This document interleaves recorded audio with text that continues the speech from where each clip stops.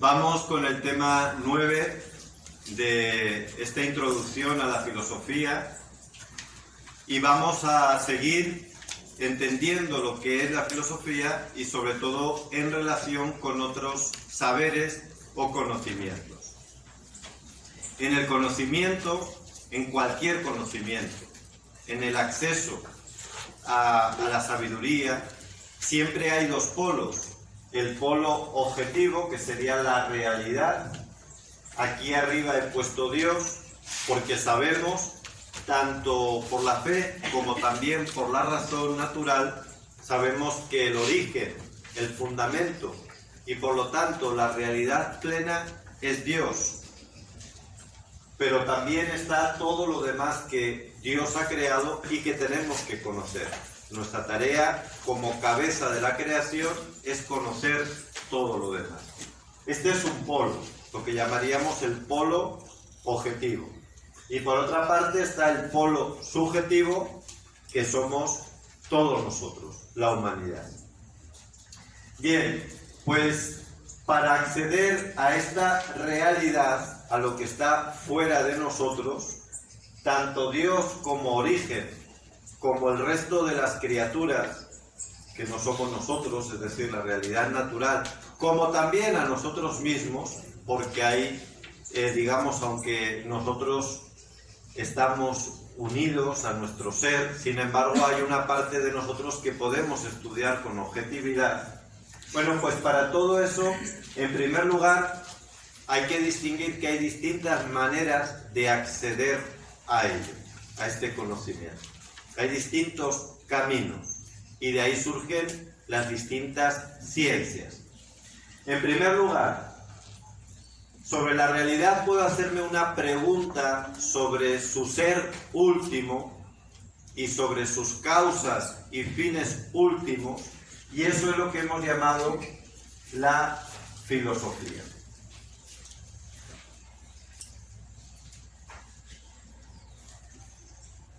Y además, este acceso, esta búsqueda de las causas últimas de la realidad y de sus fines, de su naturaleza íntima, la naturaleza íntima de toda la realidad, tengo acceso a él a través de la filosofía por la razón, exclusivamente con el razonamiento que tenemos, utilizando pues todos sus mecanismos, todo el desarrollo del razonamiento. Hay otra forma de acceder a la realidad, que es, obviando las causas, los fines últimos, quedarme exclusivamente con las manifestaciones de esa realidad. Por ponerles un ejemplo. Si yo me pregunto por las causas de la realidad, por el ser de la realidad, preguntaré, por ejemplo, ¿por qué existe el mundo y no la nada? Esa es la primera pregunta, ¿no? ¿Por qué el mundo es como es y no de otra manera? ¿Por qué existe una jerarquía dentro de lo creado? Hay criaturas, digamos, de un rango, de otro, y hay entre ellos un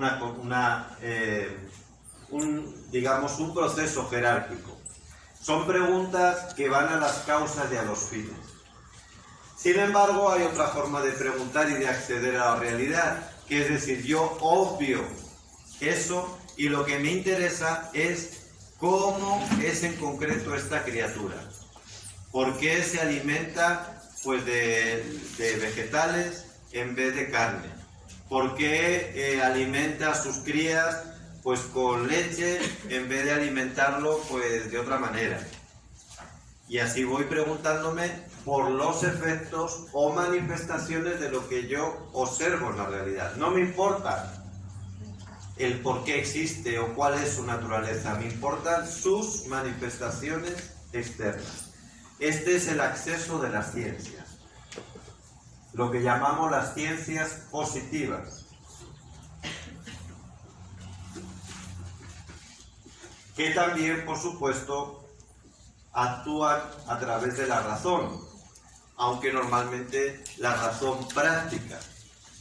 También hay distintas maneras de razonar y esto lo vamos a ver en el siguiente tema cuando hablemos de la lógica filosófica.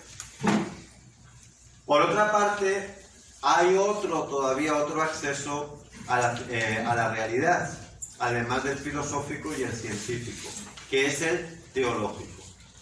En el teológico partimos fundamentalmente de que esta realidad nos ha sido revelada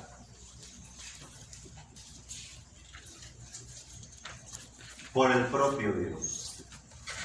Dios nos ha mostrado, nos ha dicho lo fundamental, no todo, ni siquiera ha entrado en muchos detalles que hemos tenido nosotros que ir deduciendo, pero sí lo fundamental, la estructura básica de toda la realidad. Y nos lo ha revelado fundamentalmente en la Escritura y en la Iglesia. Ahí nos lo revela. Y esto, cuando esta revelación el hombre intenta darle también un sentido, buscarle un razonamiento, principalmente a través de instrumentos filosóficos, se llama teología.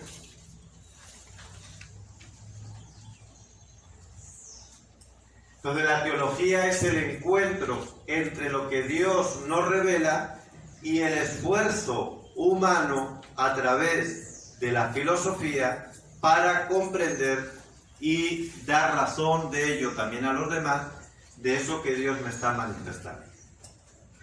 Y todavía hay otro acceso también a la realidad, que es el que hemos explicado en el tema anterior, sería el acceso mítico o mitológico, que este no va a la realidad, nos aparta de la realidad. ¿Por qué nos aparta de la realidad? Porque al no usar la razón, pues no tiene acceso a la realidad, ya que la realidad solo se puede comprender desde la razón y desde la fe. No hay que excluir, no hay que decir razón o fe, sino razón y fe. Es verdad que podemos hacer un acceso solo desde la razón, sería la filosofía, o solo desde la razón práctica, serían las ciencias positivas. Pero lo más racional es acceder con todas las luces posibles, que es razón y fe. Sin embargo, el mito no utiliza ninguna de las dos, sino que utiliza una explicación mítica, una explicación que mitifica o endiosa la propia naturaleza sin buscarle ni las causas ni tampoco analizar sus manifestaciones o efectos. Esta es la diferencia, por tanto, entre lo que podríamos llamar las 4 formas fundamentales de acceder a la realidad. Siempre entre filosofía y teología, pues ha habido y debe haber una colaboración, porque si se dan cuenta, ambas van sobre todo a las causas últimas, una más guiada por la fe, iluminada por la revelación o guiada por la revelación, y otra más guiada por la razón natural. Pero como también la razón natural es consecuencia o es reflejo de Dios, pues la colaboración entre ellas es natural, es decir, es muy espontánea.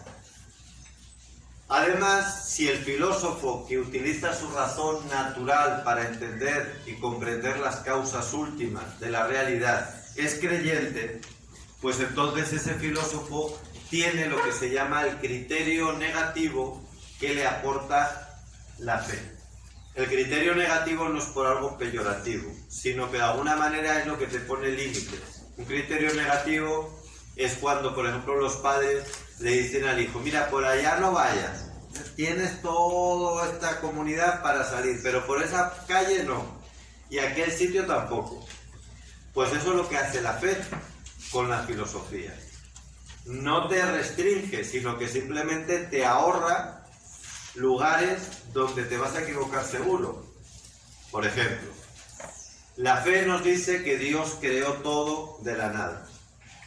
Y la filosofía, cuando se pregunta por el origen de las cosas, se va a plantear esto.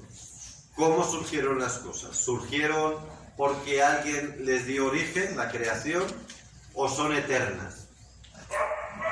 ¿O surgen por ellas mismas? Entonces, cuando la fe nos dice, no, fue porque alguien las creó, eso al filósofo le está permitiendo saber que hay un camino que no tiene que transitar. Ya sabe que las cosas no son eternas, sino que Dios las creó. Pero eso no le quita el esfuerzo de que tiene que entender cómo las creó, por qué las creó, para qué las creó, y todo eso a la luz de la razón natural. Entonces, el criterio negativo no es para ahogar, para suprimir el esfuerzo del filósofo.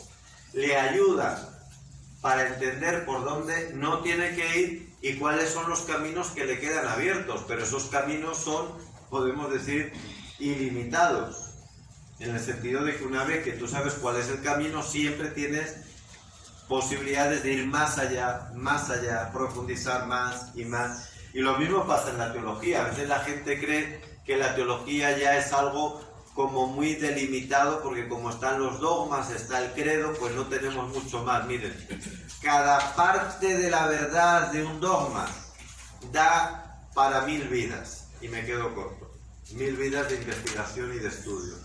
En realidad la teología está en pañales, porque es tanto el misterio de Dios que tenemos que comprender y razonar. Ese es el objetivo de la teología, acabo de decirle. Es tanto que cualquier cosa de ese misterio da, como les digo, para 1000 vidas. Una partecita pequeña, no digo una verdad grande, digo una partecita pequeña. La teología está por hacerse, amigos. Es algo increíble todo lo que da de sí, tanto la teología como la filosofía. Voy a terminar este tema con un texto muy bonito de unos filósofos, primero con los clásicos griegos y luego uno más actual del siglo XIX, ¿no? Ellos resumen lo que es la filosofía diciendo que la filosofía solo es posible desde la admiración. La admiración es el origen del filosofar.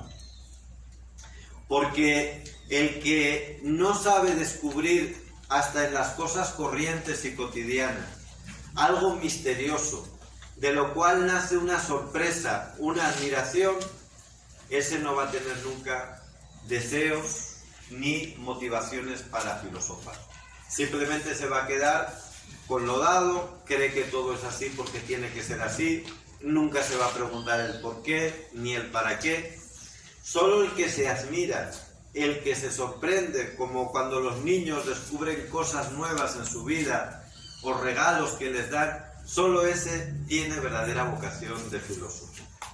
El que ya está en la rutina, en el que ya todo es siempre lo mismo y esto ya me lo sé, no es posible que tenga el deseo de filosofar. Y el texto del filósofo contemporáneo, lo anterior que les acabo de decir, lo decían Aristóteles y Platón. Y voy a leerles ahora un texto de un filósofo ya de nuestro tiempo, contemporáneo, aunque para algunos parecerá muy lejano porque lo escribió en 1846, que es Jaime Balmes, un filósofo católico que murió muy joven, pero que realmente tenía una beta filosófica sorprendente, ¿no? Decía lo siguiente: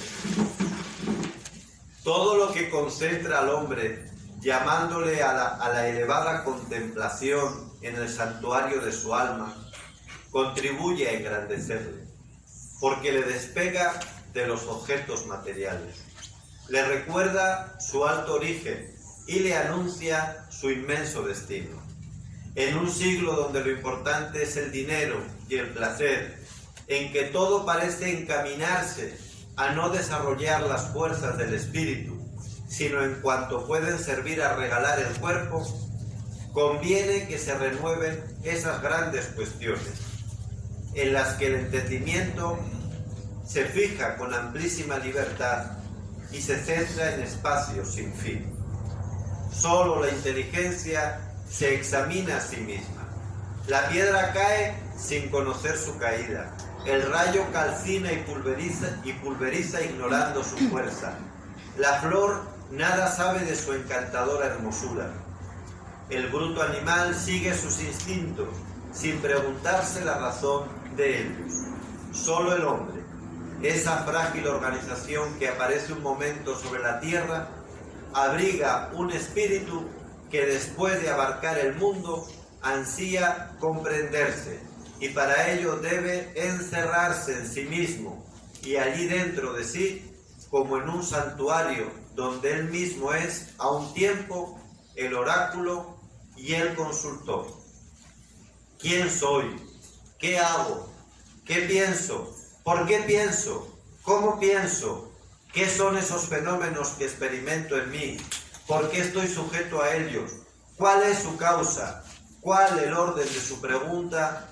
¿Cuál es de qué orden son? Es de lo que se pregunta el espíritu. Cuestiones graves, espinosas, pero nobles, sublimes, y son el perenne testimonio de que dentro de nosotros hay algo superior a la materia inerte. Pues hasta aquí este tema octavo.